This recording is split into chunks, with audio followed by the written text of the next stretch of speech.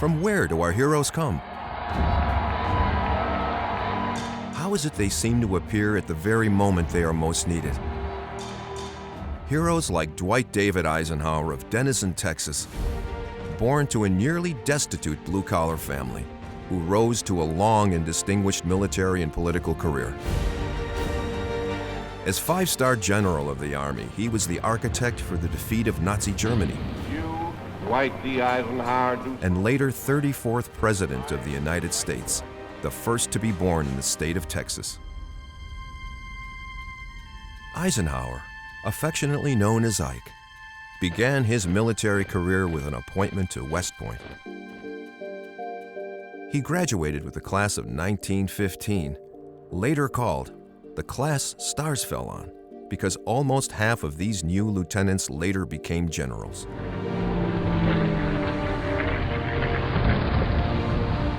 With World War II underway, Eisenhower had risen to brigadier general.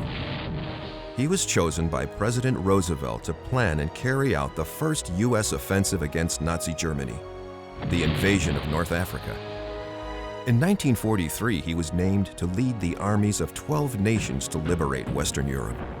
The assault began on the beaches of Normandy in June 1944 and ended a year later with Germany's unconditional surrender. At war's end, Eisenhower served with distinction as Army Chief of Staff and later became president of Columbia University. In 1950, Ike returned to active duty to head the North Atlantic Treaty Organization, NATO. As the 1952 presidential election approached, Ike was very much in demand by both parties, but chose to run as a Republican. He won by a landslide. He was re-elected in 1956 to a second term by even a larger majority.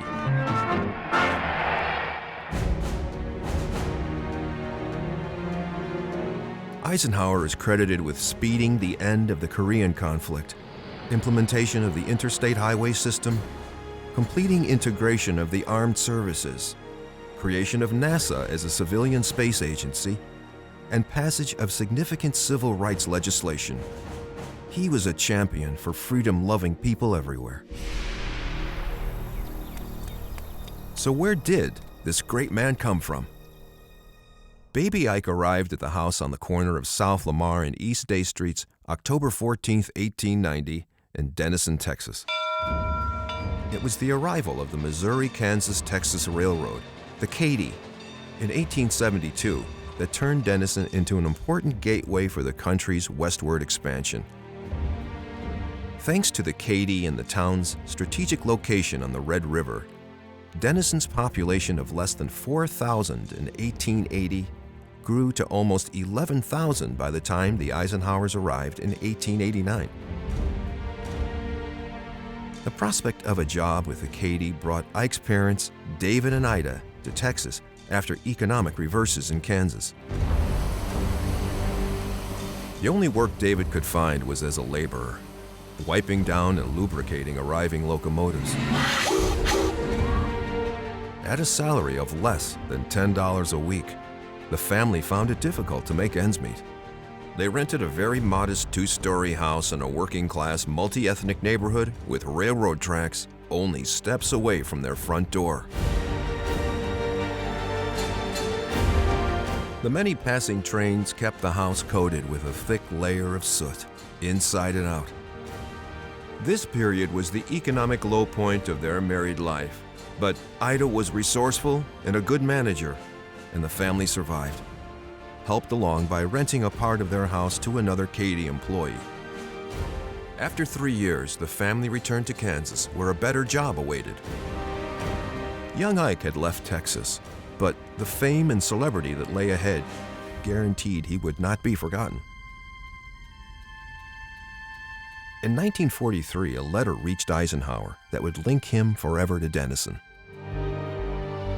Jenny Jackson, a retired teacher and former school principal, wrote Ike to ask if he was a member of the Eisenhower family she had known in Denison years earlier. Once confirmed, a committee was quickly formed to raise funds to purchase the Birthplace home and to bring Ike back to Denison.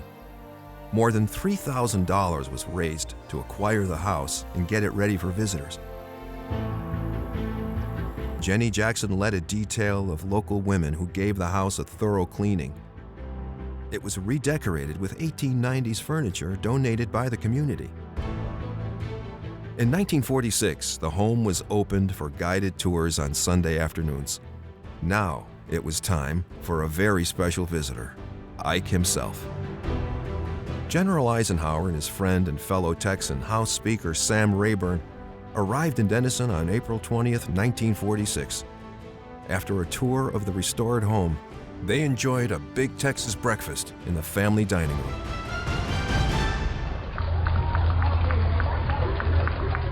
The parade down Main Street that followed brought thousands to see, welcome, and salute this man from Denison to whom they and all the world owed so much. In the early 1950s, the town turned operation of the Birthplace home over to Denison's Gold Star Mothers. Members displayed a red-bordered flag in their window with a gold star in the center, signifying that a family member had died in World War II.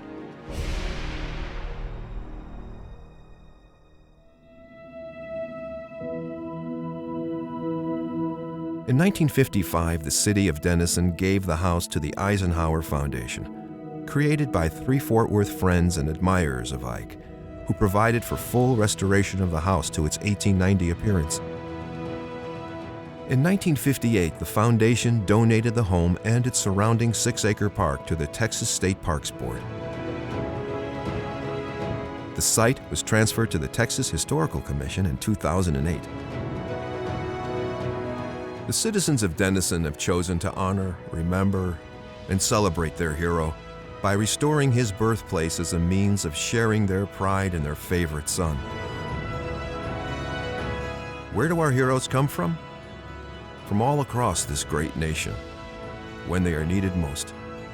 This hero, one we will always remember, hails from Denison, Texas.